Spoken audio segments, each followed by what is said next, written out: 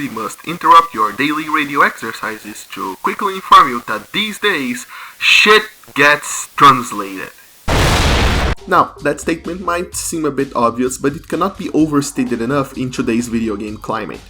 I noticed this when I was playing Lingracer 1 and 2 on Steam, and suddenly I had an epiphany that I was playing the remastered versions of two games that came out originally on the Mega Drive, only the first one of which received any official translation, yet now, roughly billions of years later, I was playing an officially translated, remastered version of both incredibly niche Japanese games, natively on PC, on the same release date of every single other console, really.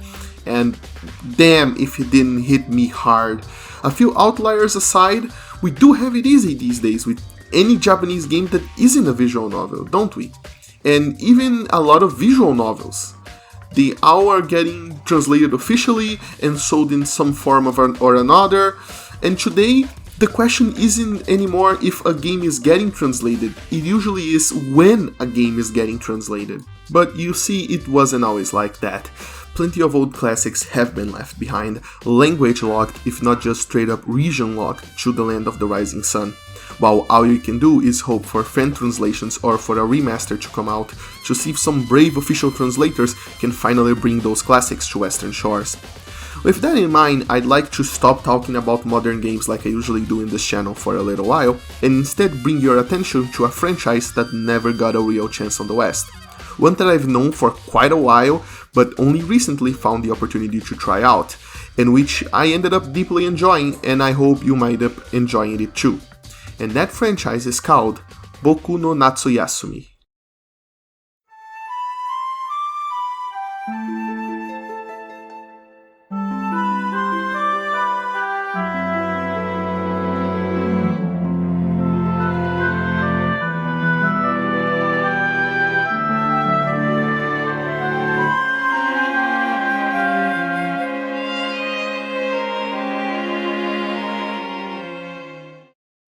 Okay, since this is a sort of retrospective and not just a series of reviews, even though that might count as a retrospective, well, let's just pretend I did my research for a second and hop on into a quick history lesson.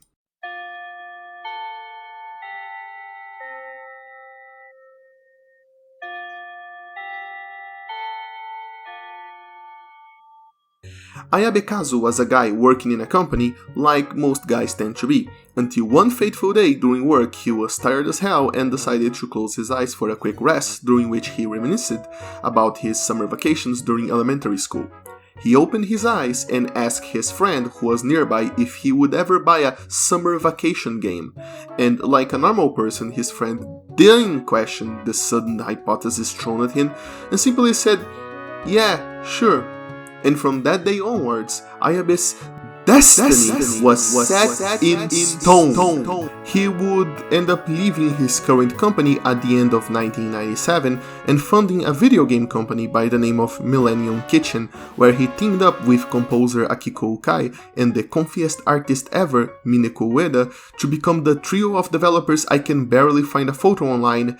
At least any photo that I can 100% confirm are really them before I put them on this video, and like, I know Japanese artists value privacy, but come on, work with me here, Japan. Those three and a lot of other people, but not too many other people since Millennium Kitchen was a small-scale operation, well, they put their heads and hearts together to deliver the best summer vacation simulation they could. And it turns out they could do a lot since the game that came out of their collaboration is really, really good. The game would, after a few hiccups, eventually be released in the year 2000 and was called Boku no Natsuyasumi, which is a cute little pun related to the word Boku. You see, in Japanese, the word Boku is one of the possible words you can use to say I, but in the game, Boku is also the name of the protagonist. Thus, the title can be understood as My Summer Vacation or Boku's Summer Vacation, which is neat, cute, and Pulitzer Award worthy. The game would end up becoming a lot more popular than I think they first expected, so they ended up creating a second one for the PS2, a third one for the PS3, and a fourth one for the PSP. But they also remade the first one and the second one for the PSP, and the versions I ended up playing were the PSP versions whenever possible, since they have additional content and quality of life improvements. Though unfortunately they might end up looking like, yeah. So the footage on this video is from whatever version looks pretty enough to not completely turn you off from the series, and I hope that is acceptable.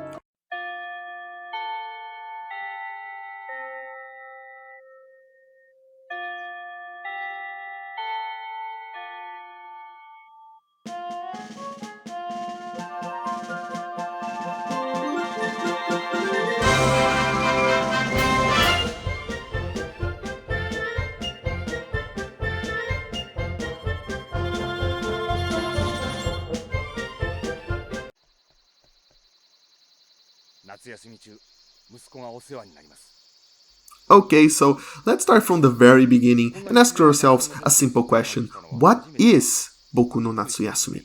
There's a simple answer and a more complicated one. The simple one being that Boku is a game where you control a young boy named Boku during his summer vacation in old-time Japan doing mundane stuff normal boys do.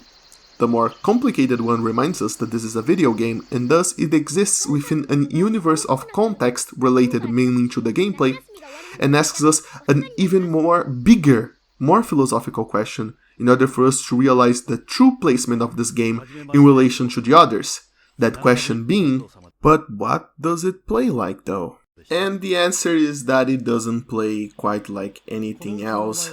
I could compare it to Harvest Moon, but there is no farming or crafting. I could compare it to Animal Crossing, but it doesn't work on a real-time clock, nor are the interactions with the other characters quite as sandboxy and free like in Animal Crossing. I could compare it to point-and-click adventure games, but that doesn't work either, as there are almost no puzzles, nor are any of the few ones tied directly with the linear plot progression usually associated with those games. Boku no Natsuyasumi is Boku no Natsuyasumi, and I suppose the best way to understand just what it is by simply describing what it is, rather than try to compare it too hard to stuff that it is not. The story, if you can call it that, of Boku begins in August 1975, Japan, where a young boy named Boku is brought by his father to his aunt's house.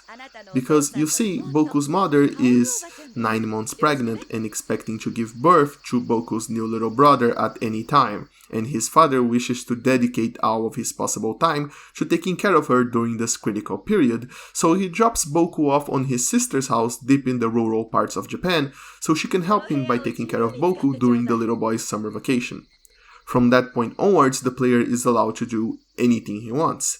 The game does point you towards a few events, but honestly you are allowed to do whatever you want, including ignoring them to just go off and do your own thing. But what sort of thing is your thing when you're a young Japanese boy in the middle of nowhere? Well, you can hunt bugs with a net, you can fish, you can search for beetles and put your beetle to fight against other boys' beetles, you can befriend those boys for that matter and ask your uncle to make you a kite so you can fly the kite, or do the kind of dangerous stuff that no other kid should do, like stealing a rusty hatchet from the tool shed and using it to slowly cut down a tree to use as a makeshift bridge over a river, and oh god, Ayabit, that's just too spicy, man. That's just too spicy. You can't just encourage kids to do that kind of stuff. What kind of summer vacations did you have in your childhood? But yeah, it's all pretty mundane. You walk around using tank controls, because PS1 of course, and you use the circle button to interact with everything and every object possible in order to see what happens, which sometimes results in dialogue, other times may result in unexpected events, and sometimes as you walk around, an event or dialogue may just trigger naturally without your input. And you kind of go from dialogue to dialogue, event to event with minigames and sometimes just playing exploration in between as the summer days go by. If that sounds boring, then you're in for a ride, because you can just explore as you please. You are in fact on a constant time limit. Every single day has a beginning, a middle, and an end, with time that flows constantly whether you like it or not. and once the days are close to an end, your uncle always finds you and brings you back home for dinner, at which point you can interact with the rest of the family one last time before writing on your diary and going to bed. With each day lasting only 20 to 30 minutes at best, a single playthrough lasting about 10 hours since some days are just naturally shorter, and with the playable area slowly expanding as the game goes on, leading you to end up having objectives that can be so far away from the house that you can barely complete them and come back in a single day before nighttime. Yeah, all of that slowly piles up and you can slowly find yourself with now the time to do what you want to do, as the options of what you can do expands. Not even mentioning all the cool events that can take quite a bit of your time and can only be triggered in specific days. Which I suppose mimics the feeling of coming to an unfamiliar place and not being sure of what to do, to eventually realizing how much fun you can have where you are and barely being able to do it pretty well. If that was the intention at all, then that's some pretty good stuff. Helping Boku more in terms of being a gamer's game is the fact that you don't just play around and you can pursue an actual objective of making sure Boku makes at least one special memory each day, so he'll write it down in his diary. How many eventful days he has ties directly into the ending you get, and damn if making sure this little kid has an awesome summer vacation isn't the most wholesome game objective I've ever had the pleasure of dealing with. All of this also means that should you choose to pursue this objective, you will need to strategize a little bit and save the not time-sensitive events on your backlog to pull them out in case of an uneventful day. So yeah, stuff is great and has a lot more going under the hood than you think. That alone is already some pretty great stuff, but it gets even better since when playing the game, you can end up with the impression that all of this already amazing structure is only the framework to deliver something on a whole nother level, a true, authentic summer vacation experience. You could say it's all about the atmosphere. Boku no Natsuyasumi does have a soundtrack that likes to pop up in the best possible of places to elevate the emotions present in certain scenes, but in terms of music, the game is mostly silent. All you hear are the cicadas doing their usually cicada noises and the sounds of buzzing wasps and rivers running, assuming you are near any of them. It's all about that sweet, deliciously layered atmospheric sound. The lush backgrounds, which I believe are hand-painted, but don't quote me on that, are without exaggeration quite possibly some of the most beautifully pre-rendered backgrounds that have been put to a video game, blending together what might be interactable or not, and making you explore every nook and cranny in search of more possible summer hijinks that could be hiding at any corner, which is more than encouraged by all of the comfy and expressive designs present in every single character, thanks to Ueda's timeless design, which looks beautiful even today despite the technical limitations of the PS1. And it doesn't stop just with the design and atmosphere either, as each character has a strong characterization that defines their personality and their lives don't just stop just because Boku is around. So they still have to work, study, they have dreams and hopes, and occasionally face adversity all throughout the game, which really helps you with empathizing with them, especially during the game's more sober moments, which, by the way, don't really destroy the game's good feeling vibes and lightheartedness at all, but do exist because, well, the director might have ran into them during his own childhood, like most people do, and it is a worthwhile endeavor to explore them in this context, seeing the world's beauty and trouble through the lens of childhood. Though honestly, I'm probably just personally exaggerating.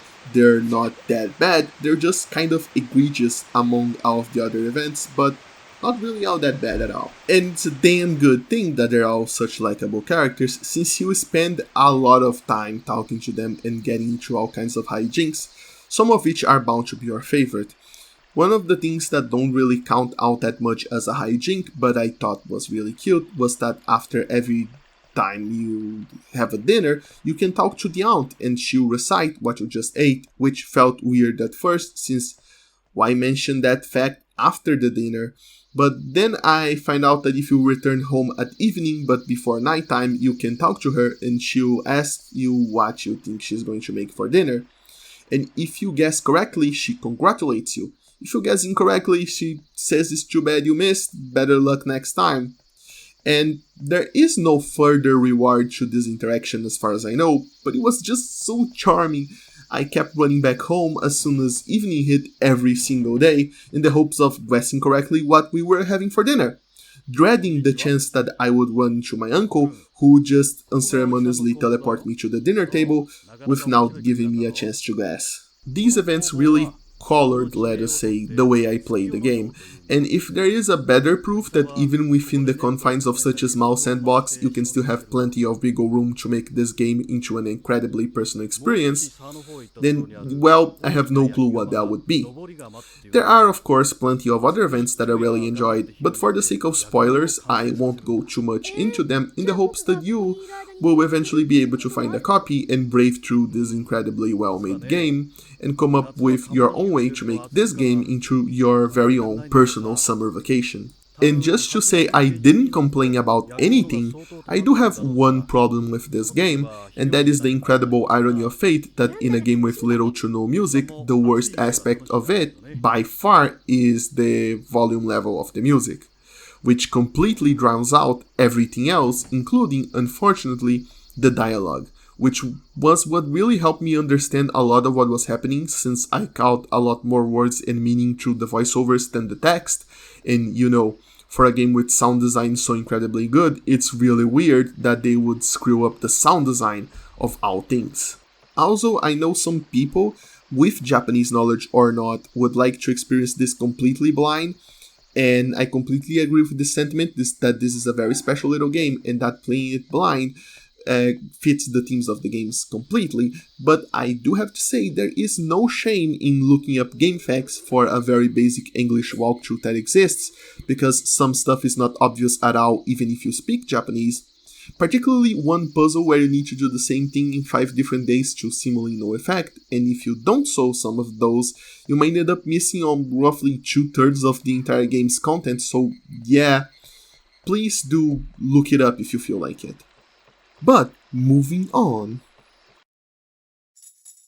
Now, I have to admit, I don't know how the critical reception for the first game was, especially since I don't think the world in general, and not just Japan, was as obsessed with review scores and critical reception as they are now, and thus trying to find out how critics and audiences reacted to a niche game released only in Japan in the year 2000, it's a bit too much for me.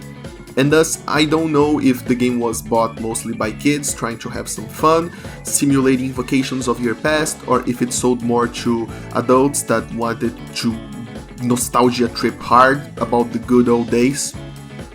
And Ayabe himself confirmed in an interview much later that he was surprised that so many kids bought and enjoyed the game because he actually aimed it mostly at adults.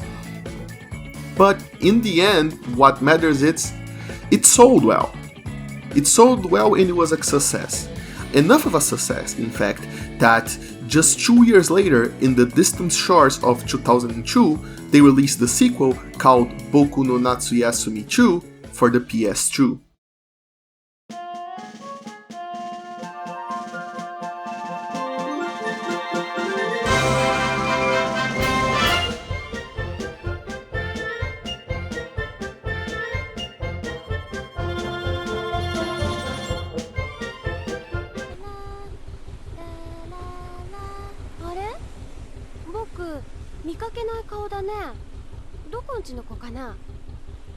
Boku 2 is a sequel, certainly. So much of a sequel, a lot of it can feel oddly familiar. The setup is basically the same. It is August 1975 in Japan. Boku's mother is on the last month of pregnancy, so his father sends him away during summer vacation, only this time, instead of the deep countryside, he puts his kid on a boat to a small coastal town where Boku's aunt and uncle owns an inn, so he ends up being their trouble now for about a month. It's not only the setup that's similar, a lot more things are. The structure of the game is exactly the same. The objective of making fun memories and recording them on a diary are exactly the same. You can catch bug, fish, fight bug, and water flower just like before. The flower watering being an interaction from the first game that I didn't mention, but I'm mentioning now, and it still works eerily similar. Even the cute unique interaction of trying to guess what you are having for dinner is here too, which means the director totally agrees with me that it was awesome and cute and worth revisiting. But all of this makes it feel so familiar, you might even start to wonder what the point of a sequel even was. Well, buckle up, bucko, because all of this previous sentence was a clever misdirection of my part. Well, all that I said was true, and it's definitely true, the sequel doesn't shake the foundations of the original game that much, but guess what? The original was on the PS1, and the sequel is on the PS2, which means the fine folk of Millennium Kitchen can deliver a bigger, better, comfier summer vacation than they ever could before, and that translates to a lot of small but meaningful improvements. For starters, you can now walk around using normal controls instead of the tank ones, because PS2, though you can definitely use the old tank controls should you wish to. Boku isn't named Boku anymore. You can choose his name for maximum self-insert potential, I guess, though I still called him Boku and the characters call him Boku, so I'll just keep calling him Boku for convenience's sake. You can also now draw on the diary at any time, anywhere, and also access the bug observation kit. Both of those options are from the confines of a convenient submenu that is separate from the main one and quicker to access.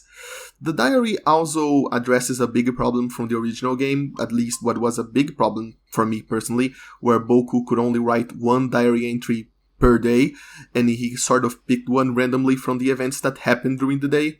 And that left some very odd entries on the diary, as sometimes some dramatic event or unexpected encounter happened that left a big impression on Boku, and yet instead he would decide to write about flying his kite for the first time instead, which was okay, I guess, but sort of infuriating on so many cool things that could just be left unwritten.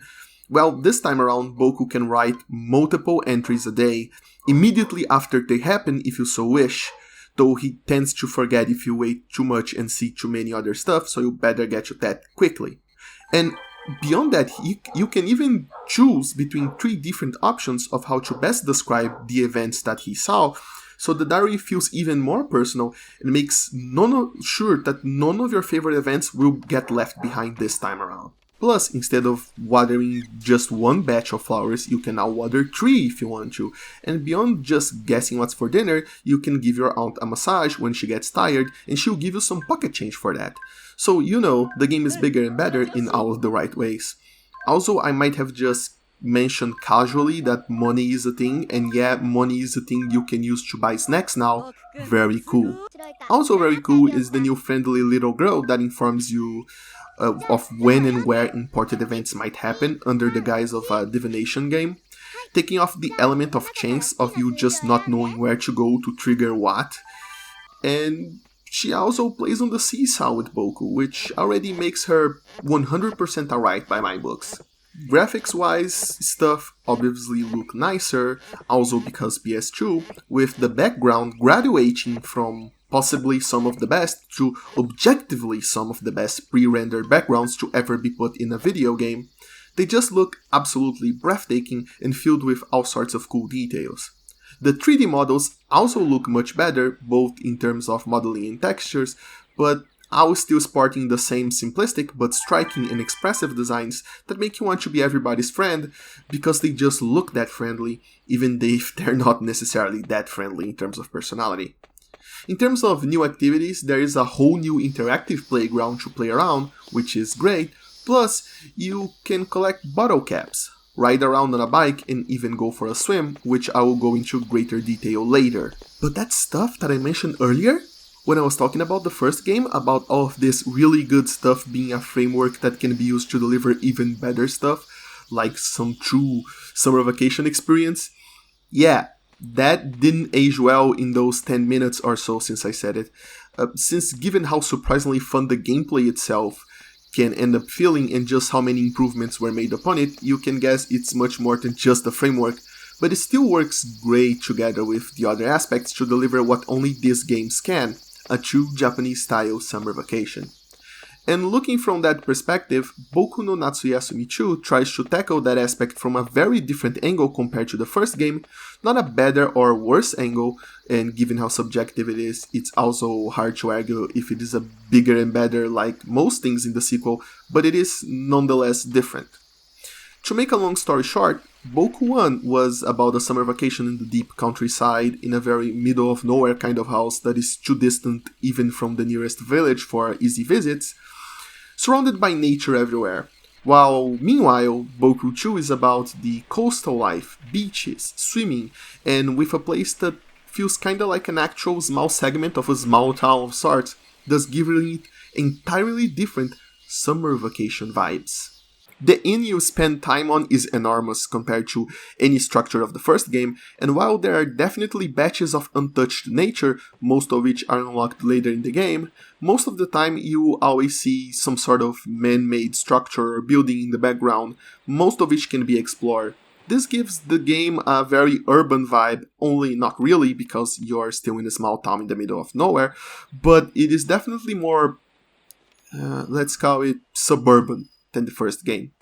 Also, stuff is much more labyrinth-like at first, what with the inn's layout being not very intuitive at all and surprisingly complex, especially thanks to some rooms and alternative entrances being hidden by the fixed camera angles, but that just adds to the joy of exploration much more, especially given how unexpectedly interconnected a lot of the screens in this game are.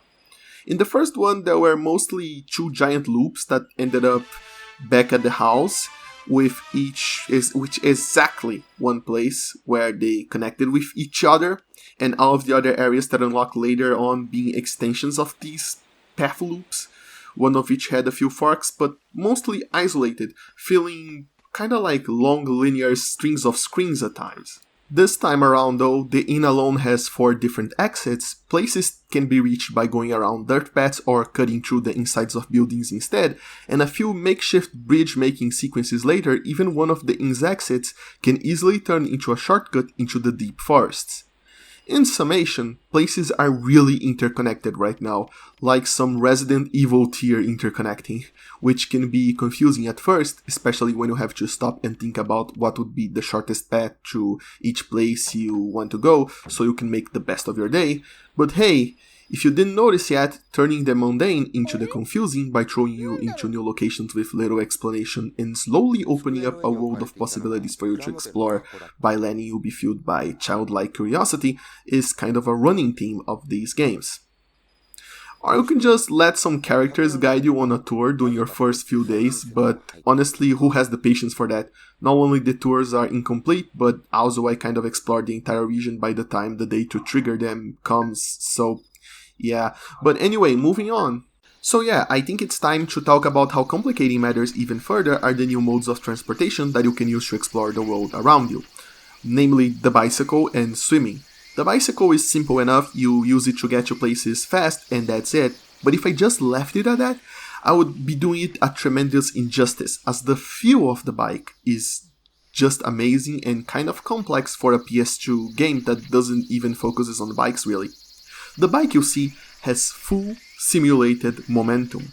How complex the actual physics calculations are is a question best left to people who actually know what they're talking about. There is no doubt some work has been put into this. Point with the analog stick at a certain direction and stop, and you will notice Boku will have only pedaled once, creating a short burst of speed which will move the bicycle towards the direction before slowly coming to a halt because, well, you stopped pedaling. Continuously holding the analog stick will cause you to move fast like a madman because Boku is essentially pedaling non-stop, and you can move without doing any pedaling on a slope by using the sheer force of gravity, which will cause the bike to keep going downwards and gathering momentum from the slope alone. It is all very neat and requires you to actually pay attention to use it efficiently. It is kind of ridiculous how detailed it is, but it's very fitting considering the game's theme and scope, and I can't help but appreciate just how much effort was put into making this one bike, feel this much fun to play around with. MJS Metal Gear Solid 2 Ice Bucket, eat your heart out. Swimming, on the other hand, might not feel as detailed as the bike, but that's fine, because it is much bigger than the bike. When you first come into the game, you might think swimming might just be a minigame, like fishing or bug fighting, where you just jump into the water and try to find some treasure underneath the waves. And while that assessment is not exactly untrue, it is also so much more. In the first place, there is the aesthetic, which is completely different from the rest of the game, being made solely of 3D models with no pre-rendered backgrounds involved at all. This is because of the thing that comes in the second place, which is the gameplay, different from the entire rest of the game. While swimming, you control Boku using a third-person camera pointed at his back, which feels much more like a traditional third-person adventure than anything that came before this point. But the third and most exciting point, in my opinion, is that where you enter the water is not where you must exit the water. Anywhere the water touches serves both as an entry point and as an exit point for the swimming segments, let's call them that. Which means you can easily use the ocean as a shortcut to many, many different places. Not to mention at least one that can only be accessed by swimming, thus making this already deeply interconnected and complex world even more impossibly deep and interconnected than I thought possible when I first started playing. Yeah, bigger and better doesn't seem like such a meme sentence now, does it? And the truth of that sentence carries over to the cast as well. The first game had one character outside of the main family that was really well developed, but aside from that one exception that gets a lot of spotlight, it mostly tried to be a portrait of a family of 4. Other characters exist, but none of them receive the same level of characterization as the main 4 that Boku mostly interacts with. The second game, however, takes things to a whole other level. The inn that Boku's aunt and uncle are the owners of isn't just an interesting setting for exploration. It works as you'd expect an actual inn to work, with people from all sorts of places and with all sorts of backgrounds arriving and departing as the summer progresses. All of them carrying a lot of possible interactions and having characterization just as deep as the main family this time around. And as if that wasn't good enough, you can actually visit their rooms at any time of the day, which I assume they let Boku do because he's just a really nice kid.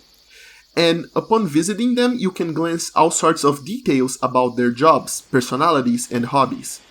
Yes, that's right, Boku no Natsuyasumi 2 has the famed environmental storytelling, which the first one also had, only this time turned up to 11. Characters who only show up to stay for a short amount of time even have fewer items on their rooms to indicate that they decided to travel light since they're not going to stay for long anyway. And they might even leave a permanent mark on the scenery outside of the inn as well, depending on your actions. And that detailed stuff is just great. It's a really good thing then that the cast is so great, likable and well characterized then, since the story is also kicked into high gear for this iteration. The original game had some touching moments and some more serious moments as well, but there was also kind of a big landscape of nothing but mundane conversations and light exploration between them. And some light foreshadowing, of course, in the dialogue to spice things up. But Boku doesn't get to relax like that this time around. I mean, he does get to relax, that's the game, but between his cousin's hijinks, his uncle's boisterous behavior, a slightly eccentric world-traveling photographer, an aspiring author, a free-spirited college student, and about 10 other characters that I don't have the time to mention all of them right now, that you can interact with on a string of events that slowly unveils their past and hopes for the future, and yeah, there is no shortage of subplots to follow or interesting people to meet. I don't know how big the script of the game is compared to the first one, but considering this game doubles down on dialogues and events, I'd wager it's a pretty big script.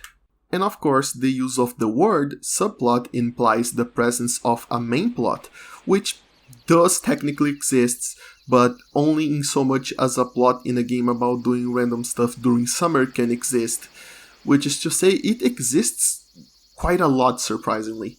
It concerns a girl named Yasuko who comes to town on the same boat as Boku to spend the summer there just like him, thus appearing immediately during the opening and staying with you all the way to the ending. It's no exaggeration to say that she's essentially the game's second protagonist and a major force throughout. After all, she has, let's call it, a bit of a strained relationship with her mother, and she really likes a boy named Yo, who has a fondness for rockets, but after losing contact with him, she's afraid of what encountering him once again might entail. Plus, the fact that Yo is a shy rocket-making nerd doesn't help things. Neither does the fact that the divination girl that I mentioned earlier is her little sister, who has her own shares of worries and insecurities like every human being does, regardless of age.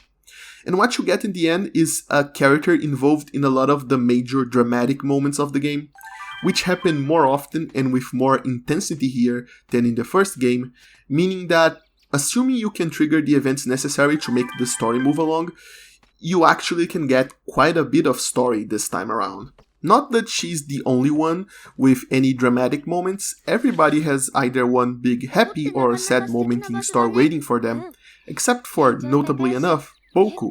He does have a little personality, mainly centering on his curiosity and that innocent style brutal honesty that only kids can really have, but most of the time he's more of a self-insert for the player, and rather than a driving force in the many plots and subplots, he's more of a facilitator, helping people around him reach the natural conclusion of their specific plotlines and trying to get them some catharsis out of their efforts. Even if, just like real life, not everything gets tied down nicely with a bow in the end. But he still does his best in a very heartwarming story that's very much worth experiencing in my opinion. Assuming, of course, you have at least a basic understanding of Japanese. Otherwise, the bigger story focus this time around might just end up making you feel left out of a big chunk of the game, and admittedly, that kinda sucks. But yeah, other than the billion things I mentioned, the structure really is the same. You walk around and you press circle to talk to people and further their individual plotlines.